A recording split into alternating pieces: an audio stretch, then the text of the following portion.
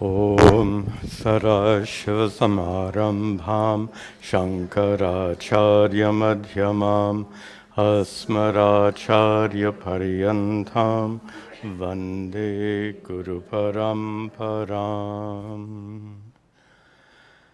Very good. Please be seated.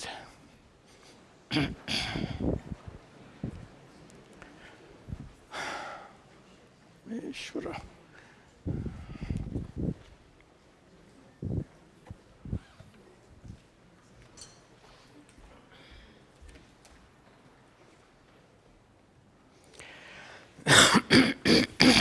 Excuse me.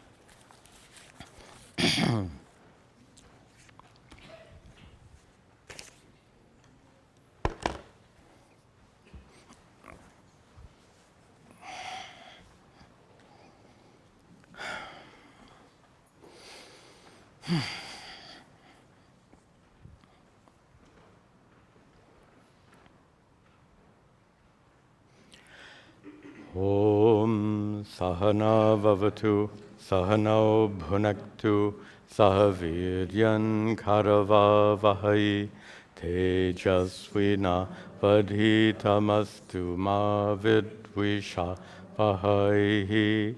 Om Shanti Shanti Shanti.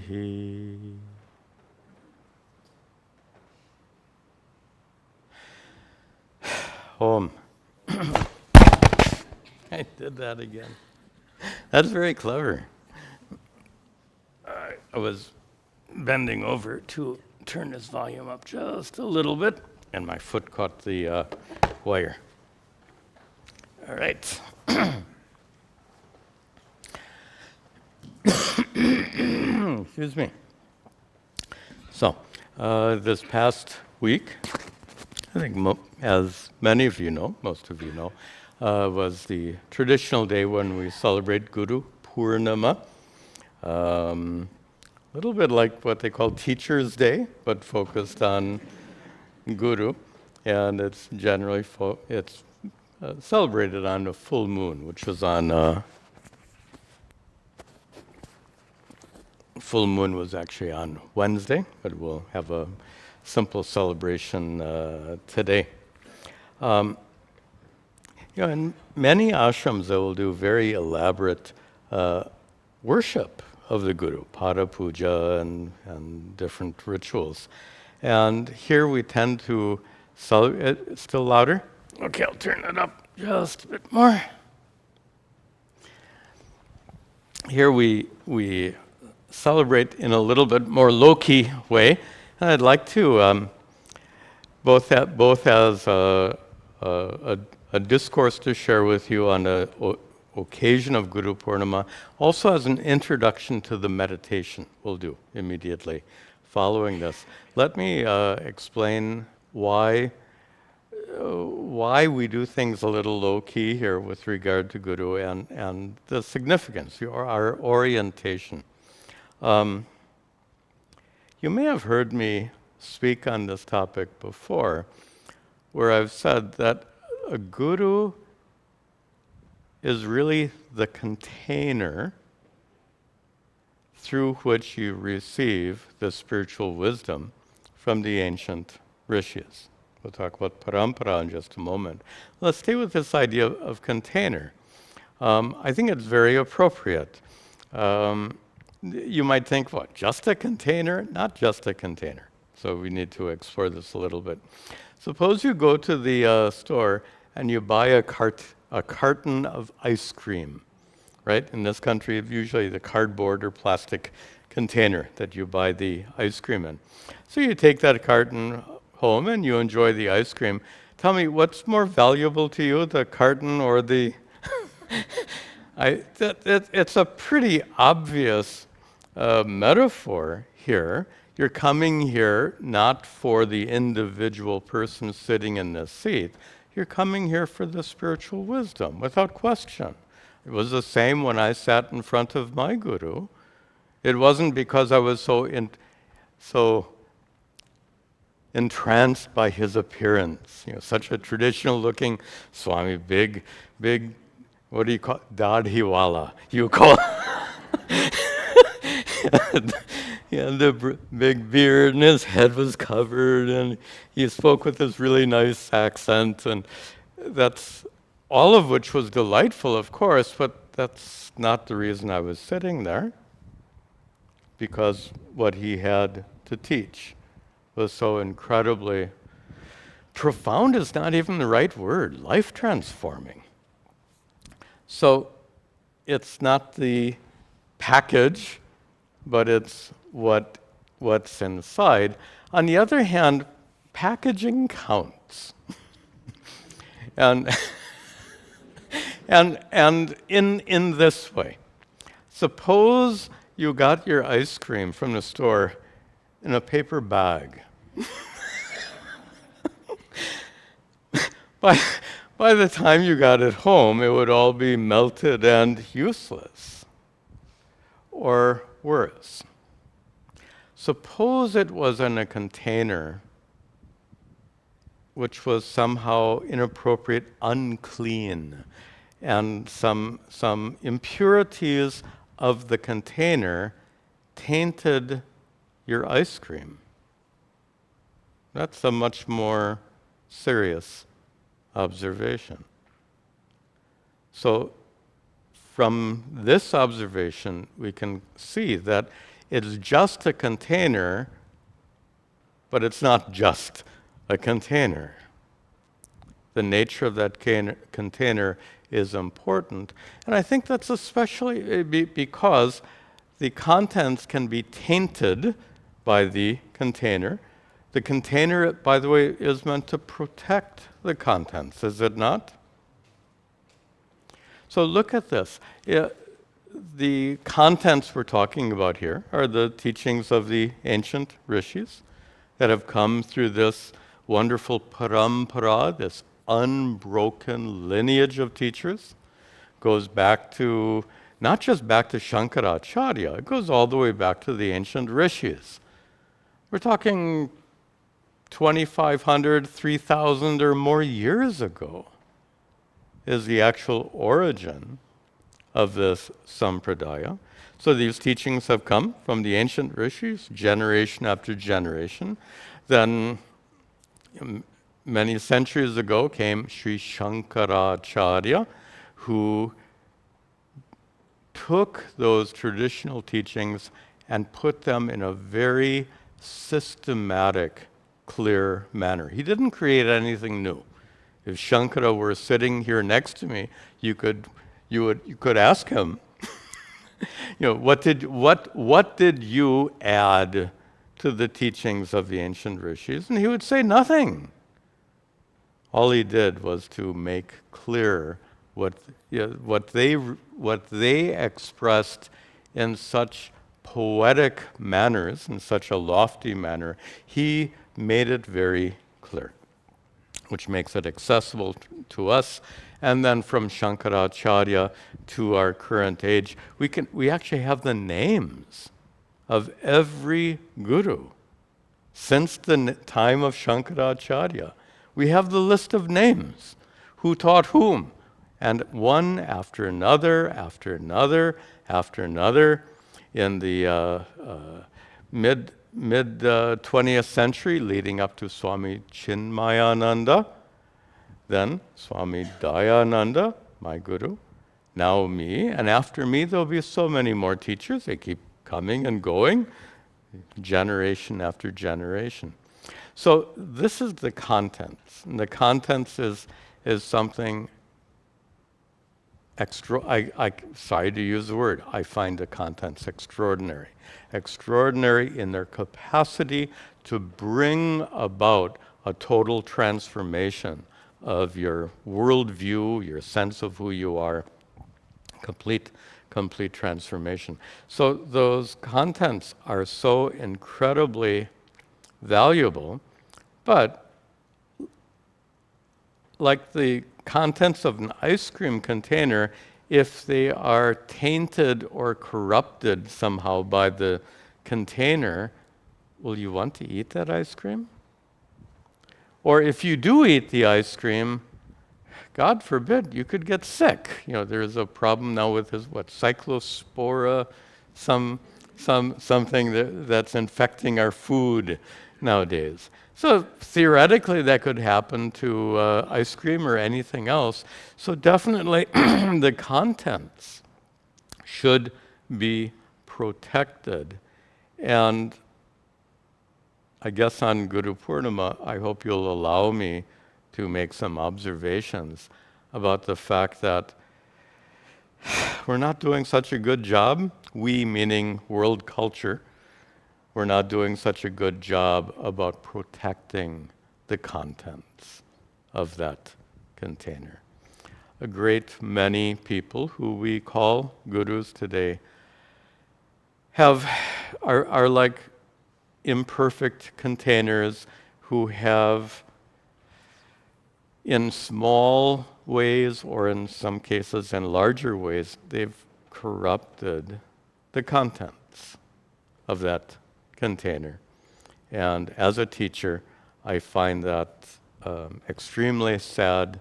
I won't say worrying, because I trust that the Sampradaya will definitely continue, but definitely a matter of concern. In modern times, we've seen a growing... I'm catching myself because when you say in modern times, this is a problem. Then when you go, whatever is a problem. Whatever problem you're talking about, you say in modern times, if you go back in history, you'll find the same problem.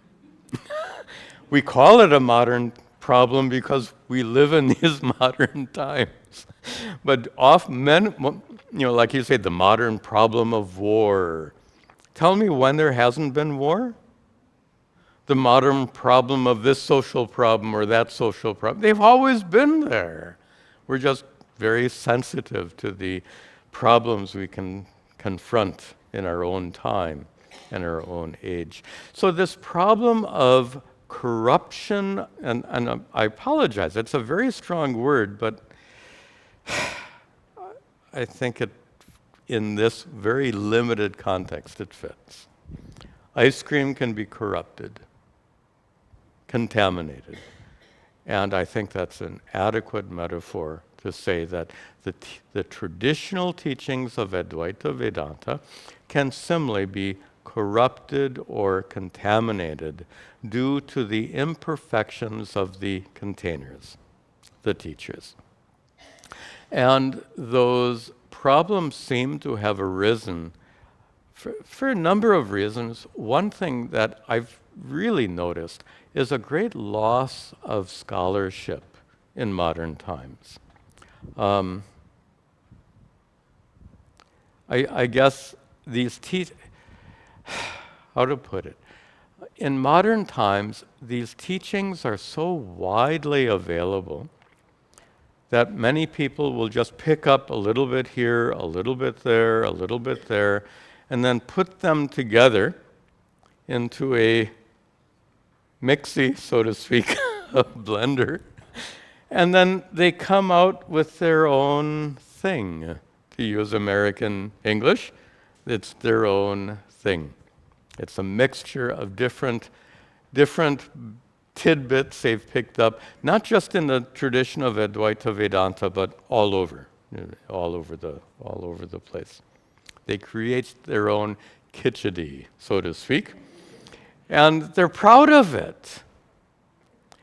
One of the most famous teachers in India today is proud of the fact that he's never studied the Bhagavad Gita.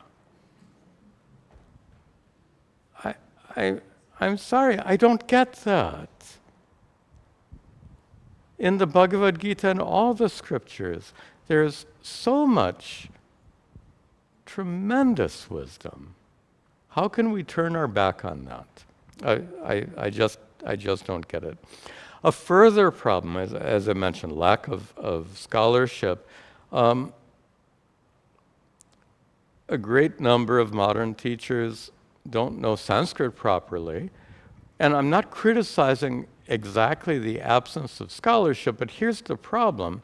Our scriptures happen to be in Sanskrit. what's taught by those scriptures is absolutely unique and powerful. And the problem is, so many Sanskrit words don't have exact English equivalents. So many Sanskrit words have many different shades of meaning. Look up the word dharma in a dictionary. You'll find more, in a Sanskrit dictionary, you'll find more than 10 meanings for dharma. And it's such a fundamental word.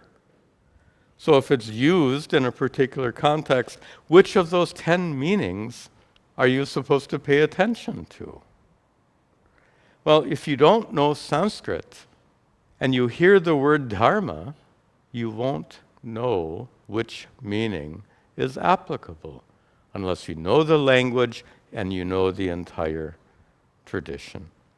So in modern times, this is a second issue. First issue is the khichdi, and the second issue is the lack of access to the original texts. Then these teachers end up relying on secondary sources and tertiary sources and so forth. And the further, kind of makes sense, the further you get from the source, the more corruption there can be. I like metaphors. You all know how much I like metaphors. Go back to the ice cream. You take the ice cream, you put it in another container, then another, then another, then another. Tell me, do you think the transferring from one container to another might at some point lead to some problems? So this is the problem of not having access to the original source. The original sources being in the Sanskrit language. So, that being said, we can understand that the Guru is just the container, but not just the container. You get the idea from my language. The Guru is just a container in the sense that it's the contents that are of utmost importance. But the Guru is not just the container in that the container is indeed important. Which is why we have an altar to our Gurus over here. The containers are important. We're not saying they're not. It's why in many traditions they do Guru Paduka Puja, worshipping the Guru's sandals, or even Guru Pada Puja, worshipping the Guru's feet. There's nothing wrong in doing, in fact, it's wonderful traditions. But let's not forget that it's the container we're looking at. And this gets a little silly. Bring your carton of ice cream home from the market and put a nice mala around it, a garland. Or you can even do arati. I'm being silly, yes. I'm sorry for that. But I'm trying to make the point. Not that there's anything wrong in that. But you get, if it's, let's put it like this. If you put the mala around the ice cream and then leave it in the refrigerator forever, what good is it? There's the problem. So if you like to by the way, putting a mala, that's not a very nice metaphor, right? How about this? Would you buy a carton of ice cream if it were in a solid, the color of the carton was black with no lettering on it whatsoever? You just saw it in the freezer compartment of your local market. You find this black carton, doesn't say a thing. Would you buy that one? No. So you buy something that conveys to you its contents. The coloring, the metaphors are fun. The coloring of the carton signifies its contents. So if you buy strawberry ice cream What color do you expect to see on the carton, right? Or you buy chocolate ice cream, you expect to see some signifier in the color of the carton. So in this case, the color of the carton, the color of the container happens to be orange or saffron. This is a wonderful tradition. It indicates the contents. It indicates, of course, saffron robes are worn by traditionally ordained sannyasis, and that then hopefully indicates the contents of that container. Can you get strawberry ice cream in a white container? Yes. Can you get the teachings of Advaita Vedanta in a container that's not orange? Yes. Why not? There's no rule, right? You can only have strawberry ice cream in what red containers. No, there's no rule. In the same way, there's no rule that you can only learn Advaita Vedanta from orange containers, so to speak, sannyasis. But it's an indicator, it's meaningful, it's culturally relevant, has symbolism, color of fire, the fire that burns away the darkness of ignorance, all of that symbolism is there. So we recognize then we can simultaneously recognize that the Guru is just a container, and we can simultaneously recognize that that container is indeed important, which is why we celebrate Gurupurnima each year, recognizing the importance of that lineage. They say don't mix metaphors. Here's what happens when you mix metaphors. Lineage of containers. How does that sound? Pretty bad. So that's why they say don't mix metaphors. Pick one. But at this point, just before introducing our meditation, I'm going to introduce a different metaphor. And that is the teachings of Advaita Vedanta have many times been called Bhavaroga Bhishaka. Bhishaka means medicine. A medicine for the disease of worldly suffering. Wow. What a wonderful metaphor. Medicine for the disease of worldly suffering. You know what it's like to suffer from a headache or something? You take 2 Tylenol or whatever is the medication you take. Well, here, worldly suffering won't go away from 2 Tylenol. We need a much stronger medicine to deal with much more painful kinds of suffering. And that more powerful medicine ultimately is in the form of these teachings of Advaita Vedanta. And the significance is that if, I guess going back to the container metaphor, if you have a bottle of Tylenol in the cabinet in your bathroom and you have a headache, it doesn't do any good until you until you take those tablets. In the same way, our whole tradition, all the scriptures and all the teachers are useless if you don't make the effort to access them. So here, we're back to the container medicine. So now instead of an ice cream carton, this one is like a medicine bottle.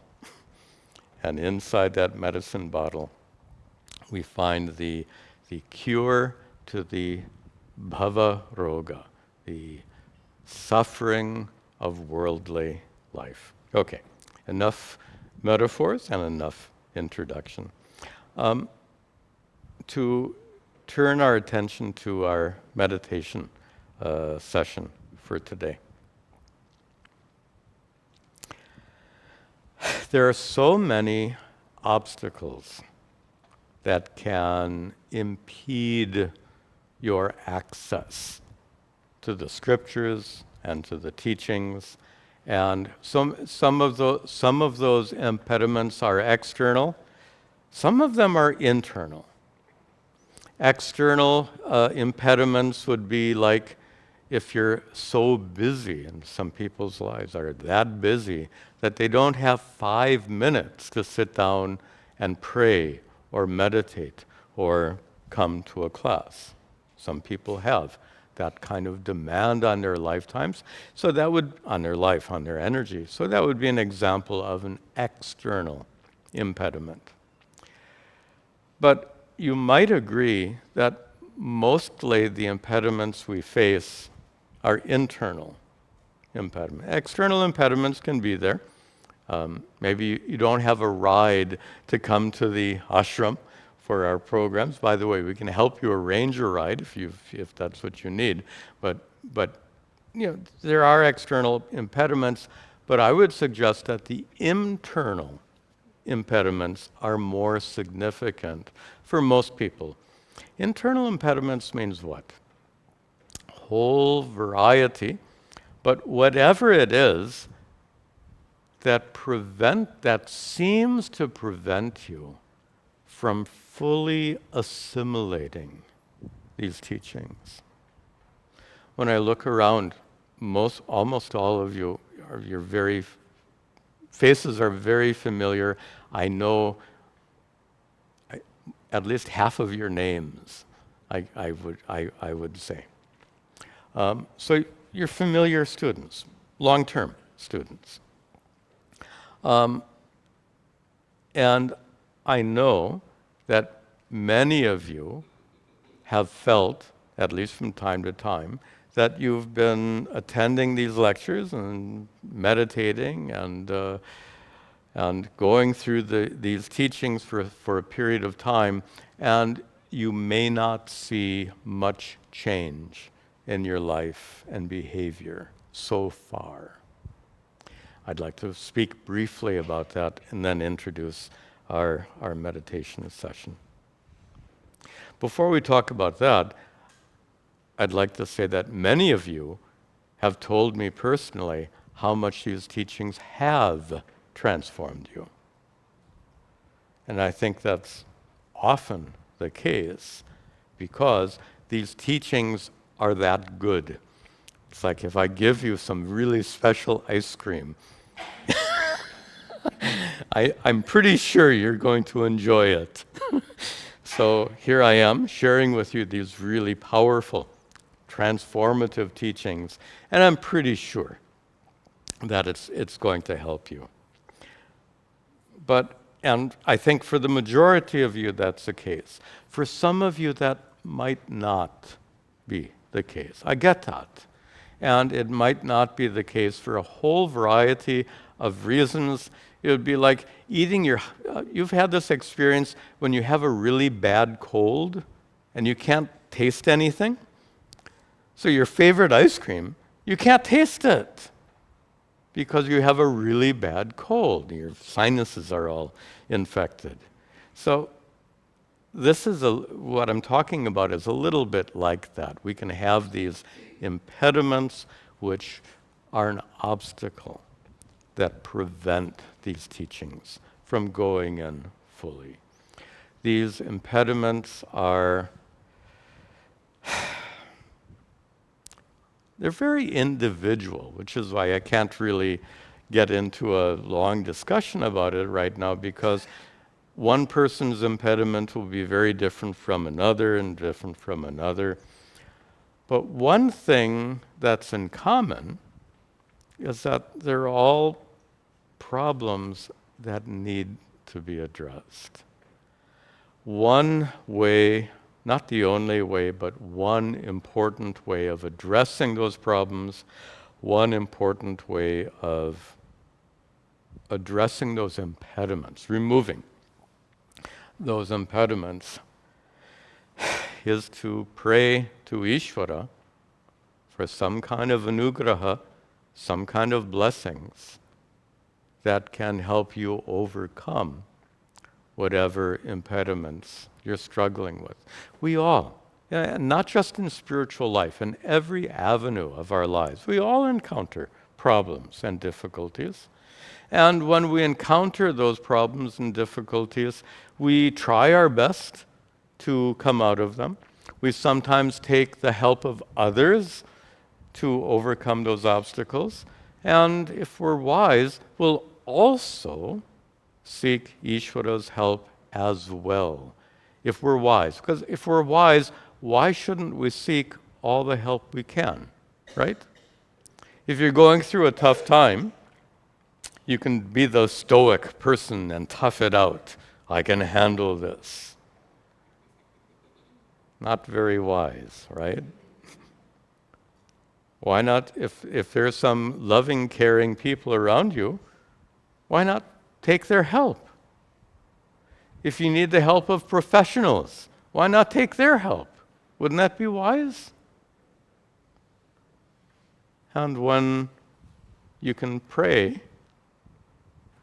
why not take Ishvara's help? Seems to me that praying is a wise response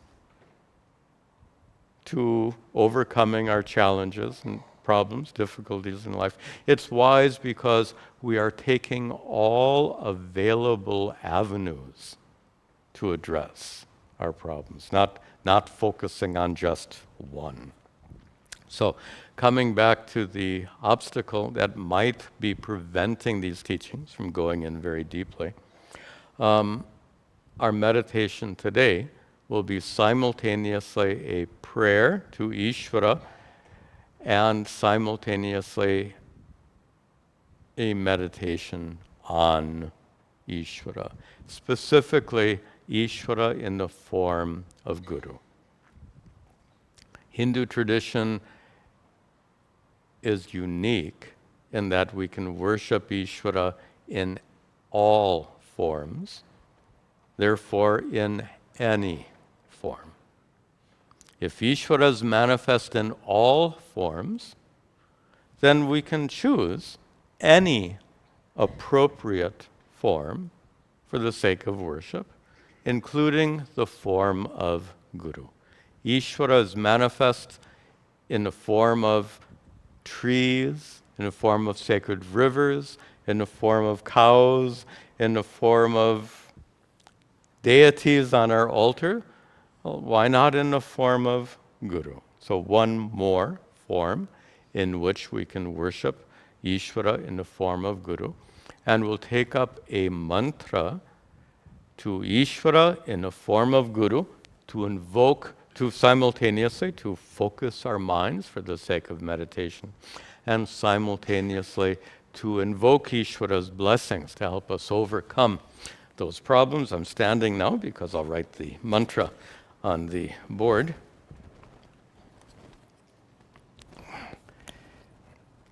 This comes from Guru Stuti, a very traditional prayer that's often recited.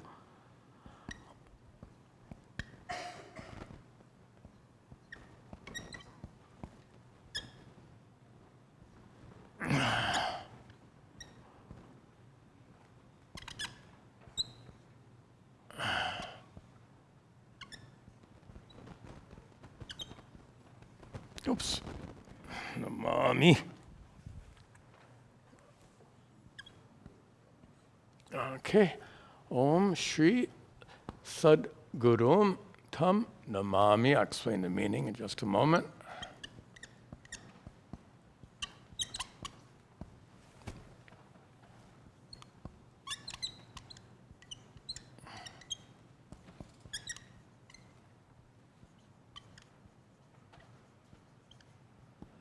All right.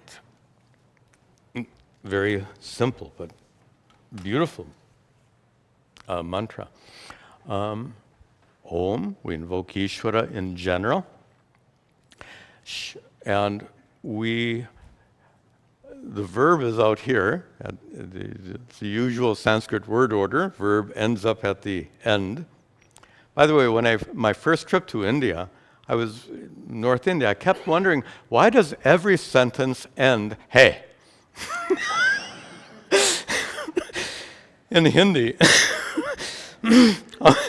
And when I started hearing the language, I didn't know Hindi at that time. I kept hearing blah, blah, blah, blah, blah, hey, blah, blah, blah, hey. I figured out the verb comes at the end. Here, sorry, silly joke. Namami. The root nam means to bow. Namaha means bowing. Namami is actually subject and verb together. I bow. Who am I bowing to? Tam, him. Sanskrit is a gendered language. It happens to be in a masculine gender, but we know that container could be male or female. Any problem? Could be blue or pink. No problem. Okay. Or orange. Interesting. Orange is neither blue nor pink. There's something significant in that. Neither blue nor pink. Okay. Namami, I worship Tam, that Guru. What Guru? Tam Shri Sadguru. And that's really one compound word. Which Guru? The Sadguru, the true Guru, the container that actually protects what's inside without corrupting it or tainting it. And that one is Shri, blessed, that holy one. So, Om Namami, I worship, I bow to Tam, that blessed true Guru is the meaning of our mantra. So with that introduction, we will prepare ourselves for meditation.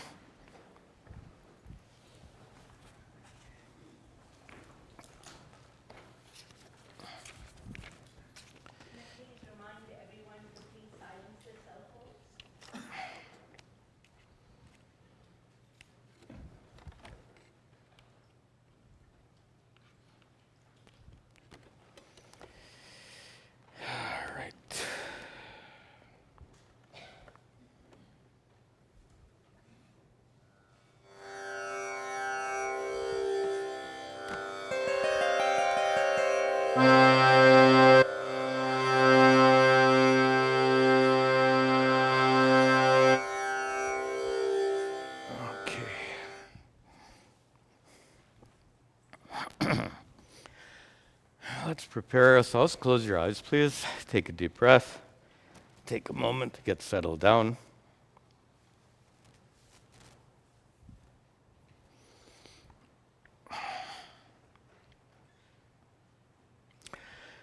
We begin with the Sankalpa, in which we acknowledge the fact that there are many unresolved problems and issues in our lives that can distract us while we try to meditate. To help us be free from such distractions, we can give ourselves permission right now to set aside all our problems and concerns just for the next half hour. For the next half hour, we can certainly afford to give our attention exclusively to this meditation. Then a brief exercise to relax our bodies and concentrate our minds. Start by turning your attention to your feet. Become aware of a sense of pressure as your feet press down on the floor. Feel the firmness of the floor beneath you. Be aware of other sensations in your feet. Touch of your clothing, warmth, coolness, and notice if there's any tension in the muscles of your feet, and let go of that tension. Then turn to your ankles and calves in the same way. Become aware of sensations, pressure, warmth, coolness. Notice if there are any muscles tense in your ankles and calves, and let go of that tension. Then your knees and thighs in the same way. Be aware of sensations. For example, notice the weight of your hands or arms where they rest. Be aware of sensations and let go of any tension. Then the trunk of your body. Feel the weight of your body pressing down on the seat. Feel the firmness of the seat beneath you. Let go of any tension. Your lower back and stomach together. Let go of any tension. Your upper back and chest. Notice the touch of your clothing that hangs on your body. Let go of any tension in your shoulders, upper arms and elbows, forearms, wrists, hands, fingers, right up to your fingertips. Let go of any tension. Let go of any tension in your neck, head, face, throughout your body.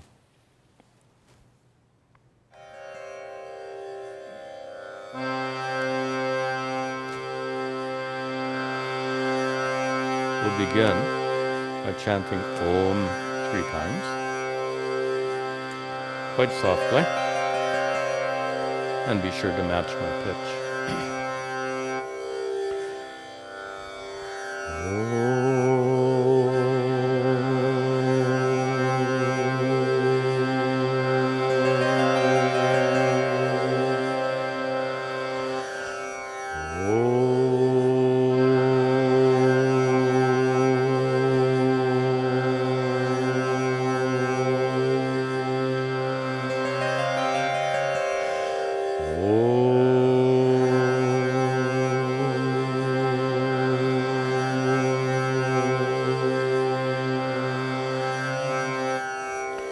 We'll begin chanting aloud. After a while, we'll chant softly. Finally, we'll chant in silence, using this beautiful mantra to invoke Ishvara's blessings, to help remove any impediments that prevent these teachings from being fully assimilated. If you have a hard time matching my pitch, you can chant silently. Listen and repeat at first.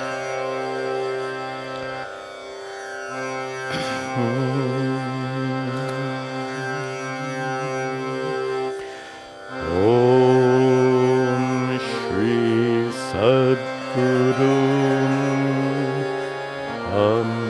Namami.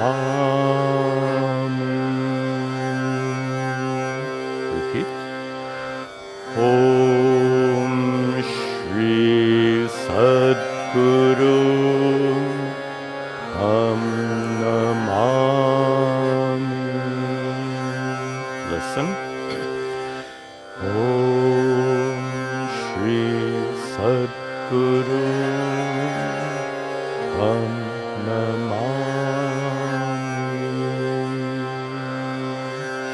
Om Shri Sadguru Namami. The second time is different. Listen carefully. Om Shri Sadguru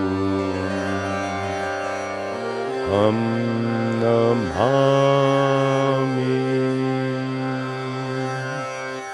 Om Shri Sadguru Namami. Listen. Om Shri Sadguru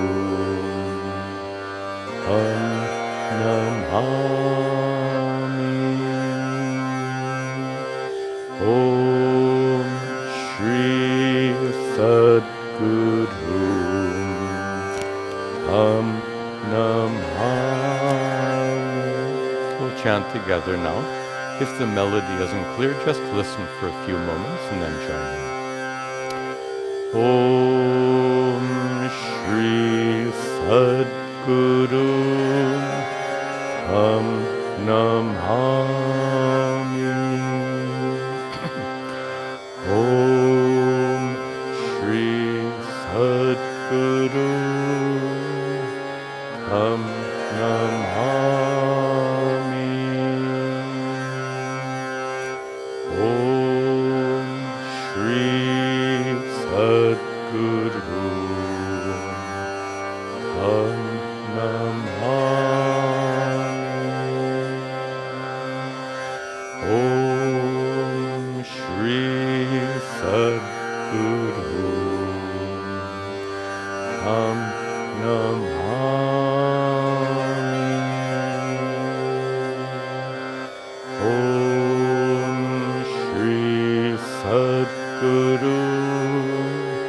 Tam Namami. Om Shri Sadguru Tam Namami.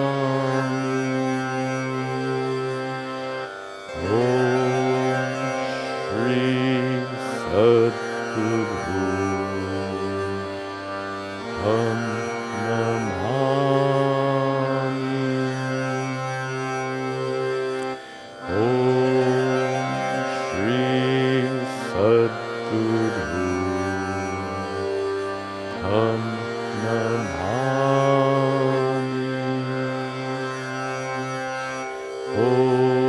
Om Shri Sadguru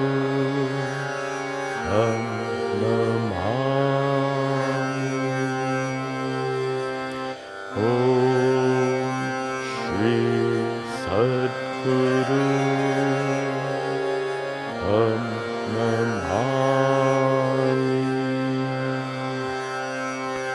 Om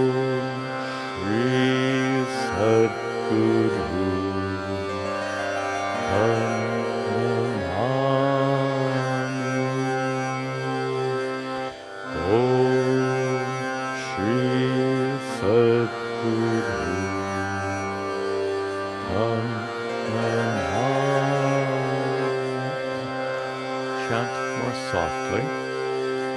Om Shri Sadguru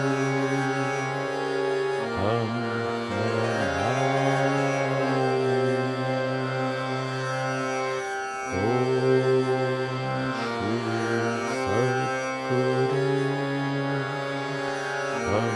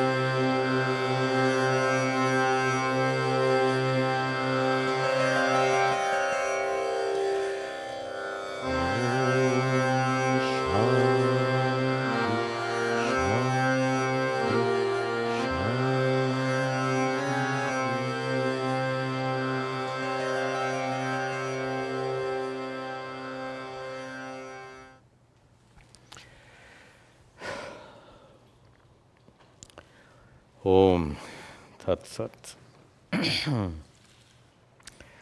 This concludes our meditation.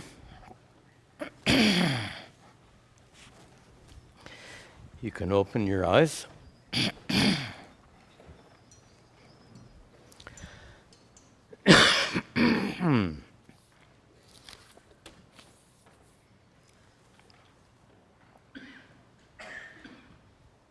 Nice. I have a couple of announcements. Usual announcement that we'll have our satsang, question and answer, tomorrow at 11 o'clock. And then a very special, happy announcement. I got an unexpected Gurupurnima present from Bhagavan. And that is, for almost 1 week, I felt better.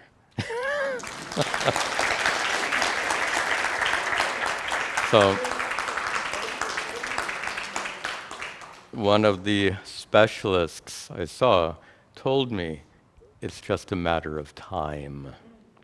I don't want to bore you with all the details, but there is a dysfunction in my inner ears, and the brain is supposed to compensate for those dysfunctions. But what took it so long? I don't know. But anyway, I was told that eventually that compensation would take place. On the other hand, we don't know for sure. So it's possible for the symptoms to return. But given the fact that, what is that? There's the American saying, make hay while the sun is shining. So for this reason, we're going to resume a 10 o'clock. I will resume a 10 o'clock class starting next week. Let's make it just a one-time trial. We don't know. So next week at 10 o'clock, but we'll have a little different program, just some kind of intermediate program. Some of you will remember that long ago, I used to have a program where I would take a special topic and teach that special topic for maybe 20 minutes or so, and then turn it open for question and answer.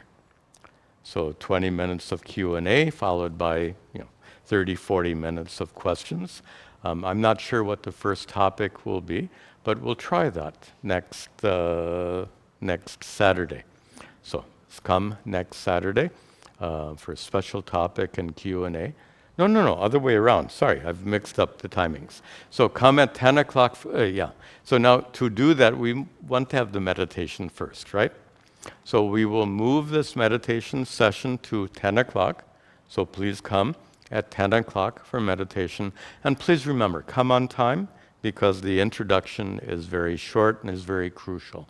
So make sure you're seated by 10 o'clock. So meditation from 10 to 11. And then we'll take a short break. Then I'll come back and I'll teach this new topic followed by Q&A at 11 o'clock to about 12. We may go a little over 12. So let's try that next week, and we'll see how it goes. With Bhagavan's blessings, it will continue. Okay. Finally, since we're celebrating Gurupurnima today, let me invite you, if you'd like to receive some prasad from me on the occasion of Gurupurnima, you can come up. I will sit out, and you can receive prasad from me. So, we'll end with our closing prayers. In just a minute. Om Parameshwara. Thank you. Om. Very nice. Thank you. Good. Om Sarve Bhavantu Sukhinah Sarve Santu Niramayaha Sarve Bhadrani Pashyantu Ma Kaschid Dukkha Bhag Bhavet Asato ma sadgamaya tamaso ma jyotirgamaya mrityorma amritangamaya. Om Shanti Shanti Shanti Om Tat Sat. So see you next week at 10 o'clock. Remember? See you then.